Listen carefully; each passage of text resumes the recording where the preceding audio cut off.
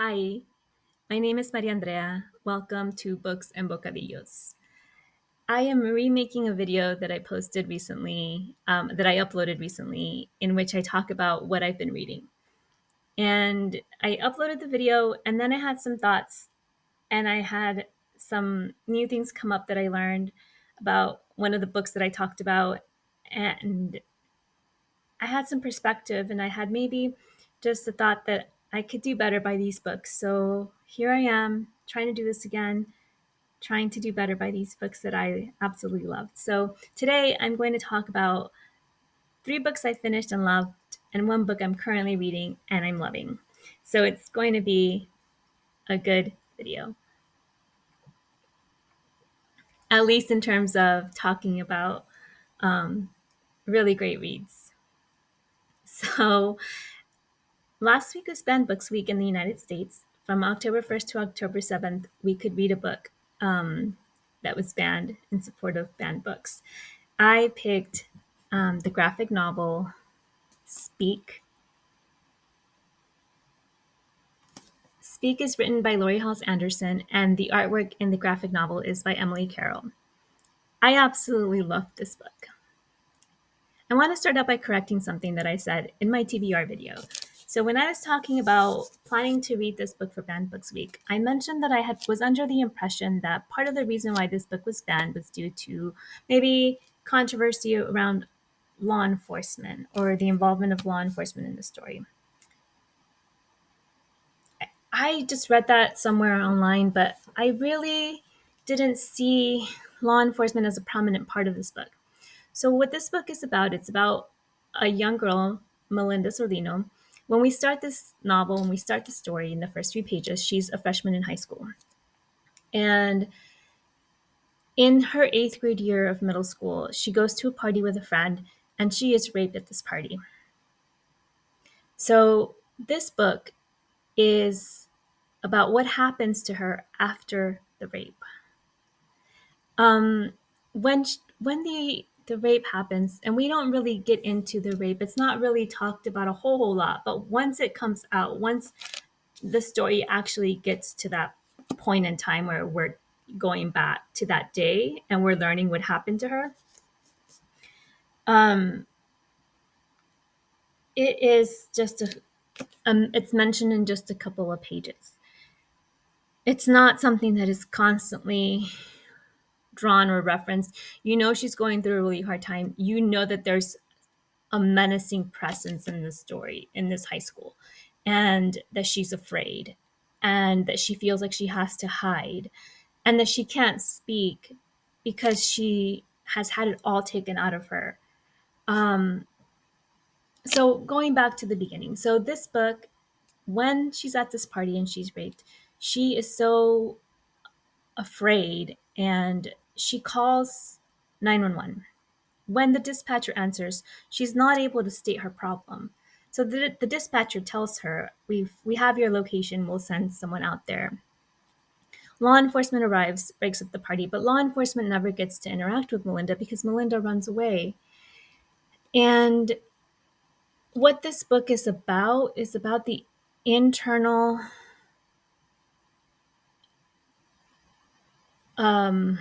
reckoning with what happened to her, with trauma.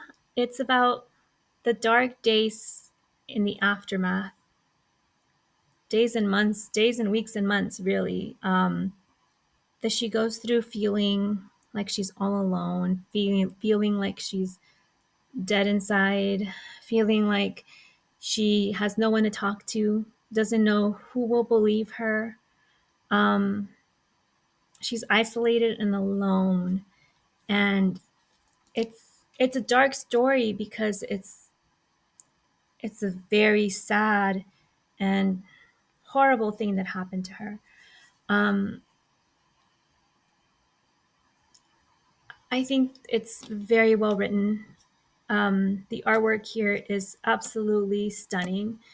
The way that the artist captures what's going on, like all of the pages in here are black and gray. There's so much black on the page. And that just reflects her internal world and what she's going through. Trigger warnings for, yeah, definitely mentions of rape, sexual assault, sexual violence, violence in the home. There's also self-harm, depression. I think that this book is very relevant. I think that it's very realistic. I think that this book talks about something that needs to be talked about. I think that this book has the potential to really touch so many lives, so many people that need to see trauma expressed in a way that feels realistic, that feels like it's reflective of what happens internally when you're grappling with the loss, with the trauma, with the violence, with the anger, with all the dark feelings that come when you've been violated, when you feel like everything's been taken out of you, when you feel dead inside. So I I do love this book. I think that this is an important book to have on your bookshelves. I think that this is an important book to share with those who need this kind of story. I will reread this book. This is a book that I'll gladly share when it needs to be shared, promote. I think that this is a must read. I think this is something that everybody should read. It's very well written, and it's a beautiful book. And I'm treasuring it because I purchased this at a local independent bookstore in my community, and I was able to get a signed copy. I appreciate the author for writing this book. I also appreciated the work that the artist put into depicting the internal landscape of a survivor of rape. I absolutely love it. It's beautiful. It's a beautiful book. It's beautifully drawn and illustrated, and highly recommend. All my love to this book. It's gorgeous. The second book that I finished is Pedro Paramo by Juan Rulfo. Juan Rulfo's a writer that feels very familiar to me because I grew up watching, well, not watching, but seeing my parents' bookshelves. I know my dad read Juan Rulfo. My mom has a collection of short stories by Juan Rulfo on her bookshelf. It's called Llano and Llamas. And I remember perusing it as a kid. I never really understood what I was perusing then, but I feel like it's a familiar book, even though I never really read it until now. So I read Pedro Paramo, and Pedro Paramo is a book that is dark. In the video that I filmed initially, I used the metaphor of a haunted house to depict my experience reading Pedro Paramo, and I still stand by that. I think that that is still a good metaphor for what the reading experience was like for me. So why a haunted house metaphor? Well, it's a dark book. The book starts out with Juan Preciado, the main character, talking about his mother's passing, and in his mother's passing, in that process, he promises her that he will go and look for his father, whom they're estranged from, and will in some ways avenge. He promises his mother to avenge the time and the money. They were deserted. His mother basically says, he deserted us. He left us in the dust. And Pedro Paramo goes in search of his father. And in some ways, it's kind of like, well, I mean, I think, what would it be like to go in search of your long lost father? And I think that maybe internally, not Pedro Paramo, Juan Preciado, his father is Pedro Paramo.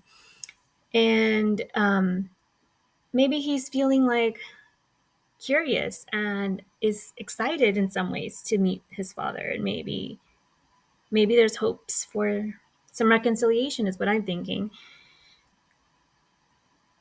So, and there's probably mixed emotions. There's probably also anger and regret, and why would his mother want him to revenge his father's desertion? So, I it's kind of, to me, the conflict of going into a haunted house where maybe you're excited about going into this haunted house, but you're also a little bit scared or suspicious about what you're going to find when you get there.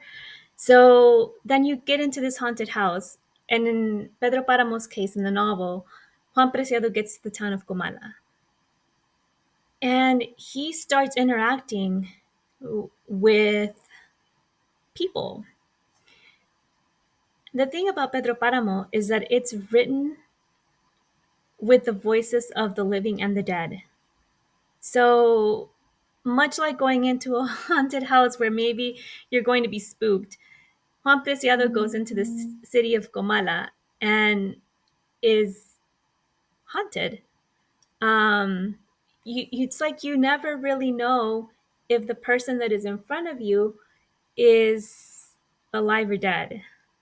And it's really neat. It's really, really neat because you have the themes of life and death present not only in the story and the narrative, but also in how the characters are interacting. So you're having living characters interacting with dead characters, dead people. And it was really neat. If I were to say a word that for me depicted the novel or maybe the reading experience, is disintegration. If you read the novel, let me know what you think about my word, disintegration. If you've read the novel, let me know. I think for me, that's an apt word to describe like the novel as a whole, because it talks about the disintegration of a family, of a person, of an individual, of a society, of a city, of a government, of a land, of like the natural land.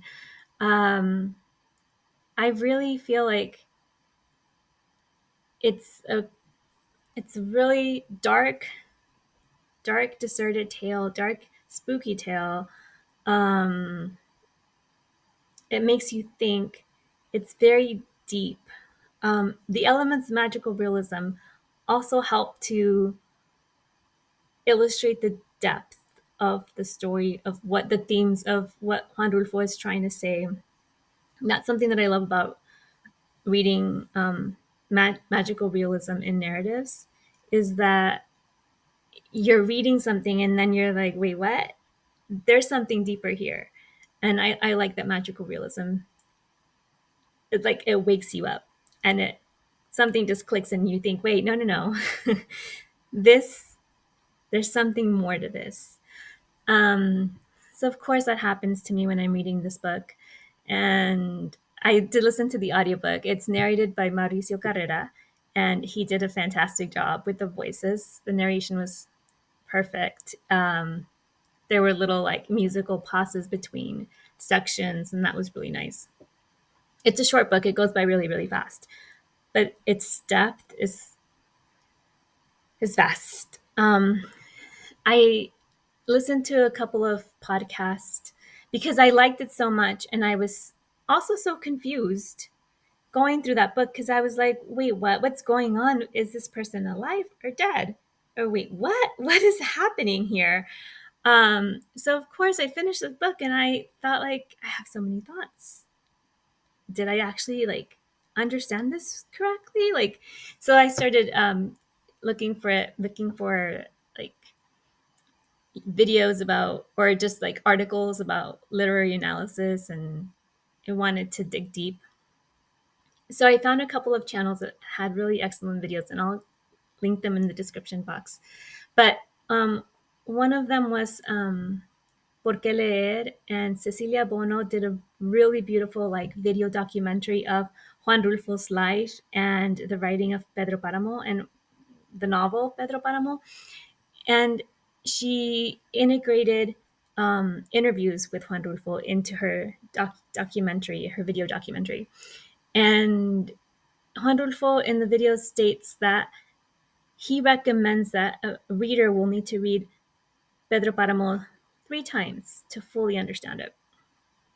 And I think that that's probably right. This is a book that I feel like I need to read and reread. Who is this book for? This book is not for people who need a hero in their story. If you like a book about heroes, about redemption, this book is not for you. This book is dark. This book is about people making bad choices, hurting other people, and is justice really ever served? It's about life and death. It's about good and evil, but is it really? One doesn't necessarily prevail over the other. And there's a lot of like that you can discuss there through this story. So don't read this book if you're looking for a book about a hero or a redemption story, or you want a happy ending. This is not a happily ever after kind of story. This book is for people who like the work of Gabriel Garcia Marquez or Jorge Luis Borges. Both of those authors have lauded Juan Rulfo and said that Juan Rulfo's work has inspired them. I think Gabriel Garcia Marquez actually said that he read Juan Rulfo before he wrote 100 Years of Solitude, and that it inspired him in his writing. So if you like 100 Years of Solitude, you like the work of Gabriel Garcia Marquez, you like Jorge Luis Borges, Juan Rulfo is probably a good author for you. Excuse me.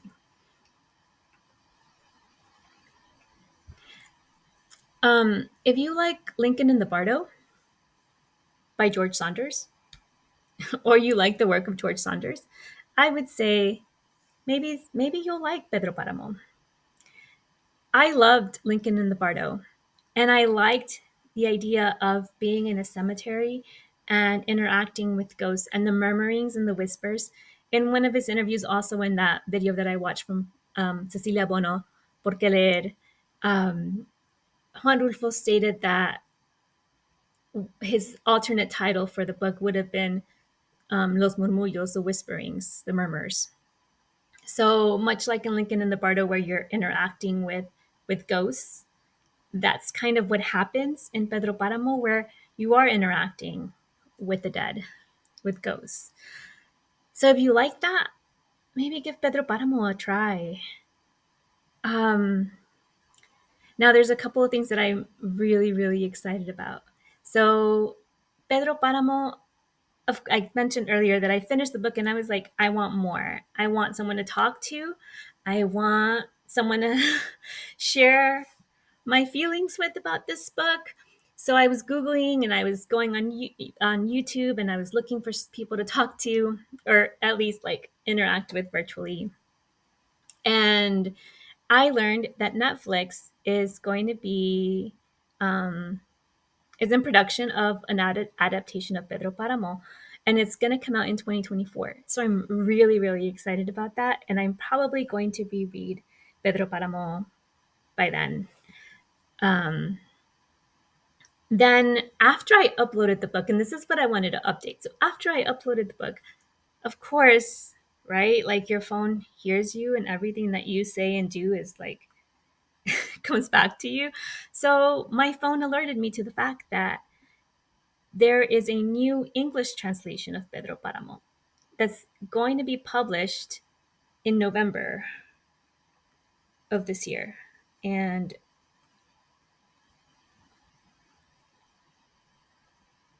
I'm looking it up right here. It was an article I found in through LitHub. And Douglas J. Weatherford Douglas J. Weatherford is the translator that is writing the new translation of Pedro Paramo. And it is going to come out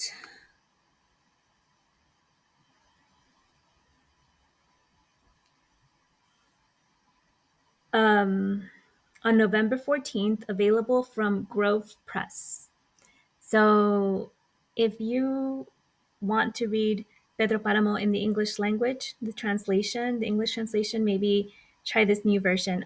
I pre-ordered mine, and I'm really excited to get a copy of the English translation, and I'm going to give that a chance. I listened to the Spanish audiobook of Pedro Paramo, so I'm curious to read the English translation. So I'm excited to give that another read and to see what Netflix does with the story. So that is the second book. The third book that I read, I just finished in the last few days, is Sandra Cisneros, Martita, I Remember You. I mentioned this book in my TBR video as well, and it's a really short read. This is a bilingual book, so it's one side is in English and then the flip side is in Spanish. So I read it in the original language. It was Sandra Cisneros wrote it in English, and it was translated into Spanish by Liliana Valenzuela. So I read this in English, and it was such a great book. Earlier this morning, I was watching videos about like a response video to another video on YouTube. I'll link the channel below, but it's I don't want to mess it up. There was a video titled "What a Corker," and I think that there were some YouTubers who talked about books that they absolutely loved. And after I watched a couple of those videos, I thought like, well, what book would I say is a corker that I would want to like spend a whole video gushing about? And although this book is teeny tiny, I think this is it for me right now. This is a book I am loving. I don't think I'm done talking about this book. I'm thinking about doing that video. So I might actually just do a whole video where I just gush about this book. And I have plans for this book, and I'll talk about that probably in another video.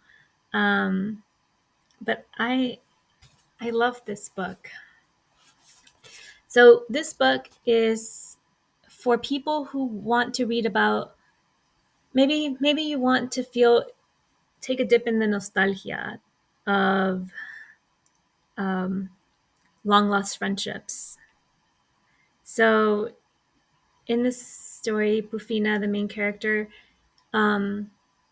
is writing a letter to one of her friends that she met when she was living in Paris as a young woman. So there's a group of young women, and they meet and they become friends, and they are living in Paris in their youth, and then time and life pulls them in different directions and they lose touch, but they still write to each other. And one of them finds a letter that, she never responded to, and she decides to write back. And so this is a novel that is epistolary in style, where you're seeing correspondence back and forth between the three friends. So yeah, I love it, and I have more to say about this hopefully soon. And the fourth book I want to talk about, I'm still reading. I have it on my Kindle. I listened to a podcast called Novel Pairings, and they were talking about Rebecca, and they influenced me. They persuaded me to pick up the book Rebecca. I found it through my Libby app, and I got it from my local library. It's on my Kindle, and I'm reading it in my moments throughout the day.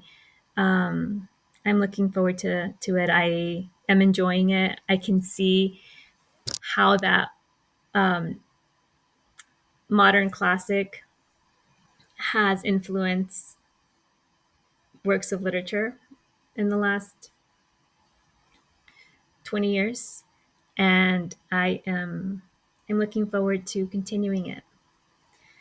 So those are the 4 books that I've been reading in the last week or so, since October 1st to October 10th, in the last 10 days. Thank you so much for watching, and like, subscribe, comment down below. I'm happy to interact, and if you have any questions about anything I've said, definitely recommend the 3 books I finished, and I probably will recommend Rebecca as well, but I don't think Rebecca by Daphne du Maurier needs my my push, my recommendation. I think it's a classic, and so many people love and adore it. But yeah, thanks for watching, and until next time, hasta la próxima.